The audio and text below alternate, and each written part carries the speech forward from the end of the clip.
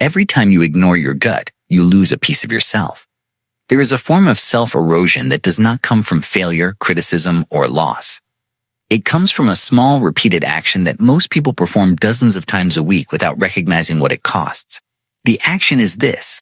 You notice something, a feeling, a hesitation, an internal signal, and then you decide, for any number of reasonable-sounding reasons, to set it aside. This is not a problem when it happens occasionally, and when the override is genuinely warranted. The problem is what happens when ignoring your gut becomes the default pattern, and what that pattern does, over time, to your relationship with yourself. The first thing to understand is what a gut feeling actually is. It is not mysticism. It is not random noise. Neurologist Antonio Damasio at the University of Southern California developed what he called the Somatic Marker Hypothesis, the idea that the body generates physiological signals that function as markers for past emotional and experiential learning. When you face a decision or situation that resembles something your nervous system has encountered before, your body produces a signal, a tightening, an expansion, a pull in a specific direction, before your conscious mind has fully processed what it is recognizing. Damasio's research, including the famous Iowa gambling task, demonstrated that patients with damage to the ventromedial prefrontal cortex, the region that integrates bodily signals into decision-making, made consistently poor decisions even when they could logically explain the rules of the game. The body's signal was not available to them, and without it, reasoning alone was insufficient.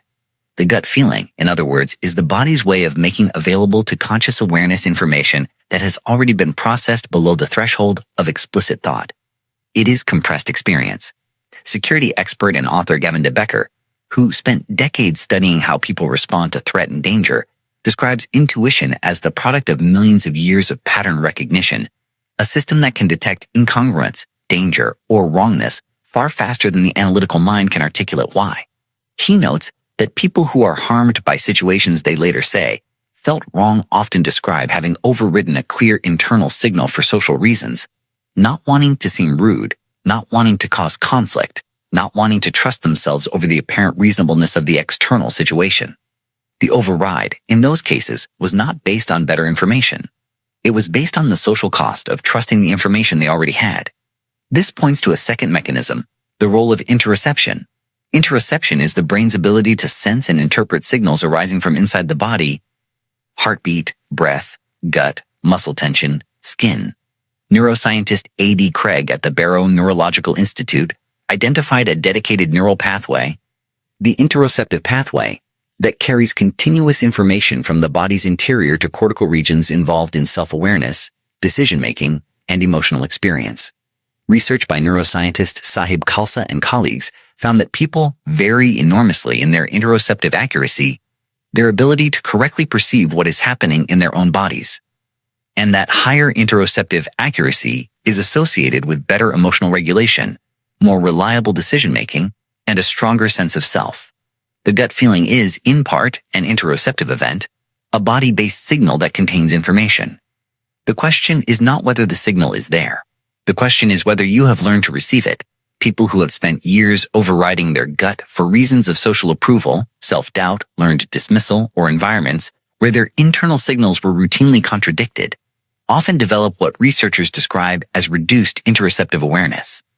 The signal is still being generated, but the pathway between the signal and conscious recognition has become less practiced, less trusted, less clear. This is the third mechanism, and it explains the title's claim directly. Every time you ignore your gut, you are not simply making a decision in a specific situation. You are practicing a particular relationship with your own internal signals. You are training your attention to move away from what you notice internally and toward what is externally acceptable or expected. Over enough repetitions, this practice alters the relationship. You become less certain of what you actually sense.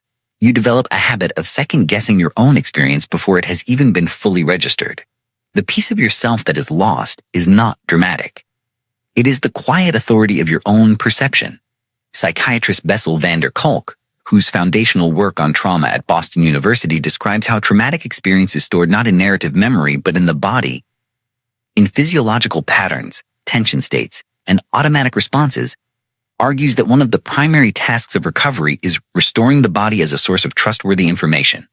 For many people who have not experienced clinical trauma, A version of the same disconnection occurs through smaller, repeated acts of self-override. The body continues to speak. The person has learned not to hear it, or not to trust what they hear. The fourth mechanism involves social override specifically.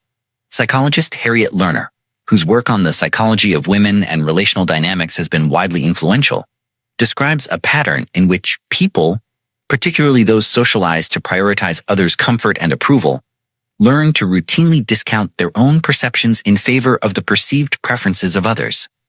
The internal signal says, "This does not feel right." The social calculus says, "But it will cause conflict if I act on it."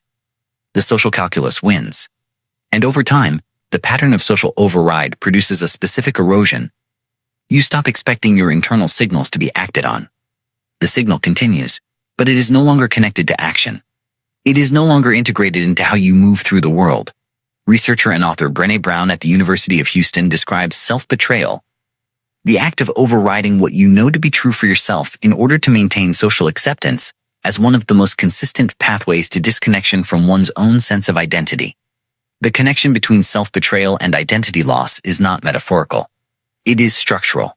When your behavior is systematically decoupled from your internal experience, when what you do is governed by external expectations rather than internal recognition, the self that is visible to the world is not the self that you actually sense yourself to be. That gap, sustained over time, is what erodes self-worth in a way that external validation cannot repair. Because the person receiving the validation knows, somewhere, that the person being validated is the performed version rather than the actual one. The fifth mechanism involves what cognitive scientists call ecological validity. Psychologist Daniel Kahneman at Princeton, whose work on fast and slow thinking has been widely influential, distinguishes between rapid intuitive processing and slower deliberative processing.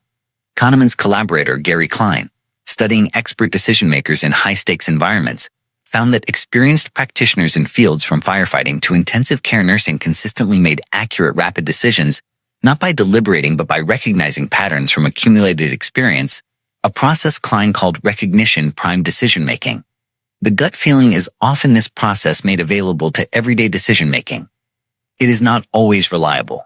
It can incorporate bias, and it can be wrong. But its reliability is systematically underestimated in cultures that privilege explicit reasoning over implicit recognition. And the cost of consistently dismissing it is not just missed decisions. It is the progressive erosion of confidence in your own perception, a learned sense that what you notice internally is not a trustworthy source of information about the world. What rebuilds it? Research on interoceptive training, structured practices that direct attention toward internal body signals and develop the ability to receive and interpret them, shows consistent improvements in interoceptive accuracy, emotional regulation, and self-trust. These practices do not require special conditions. They require the same repeated attention that built the habit of override to be redirected toward the signal itself before the override. The gut feeling is not infallible.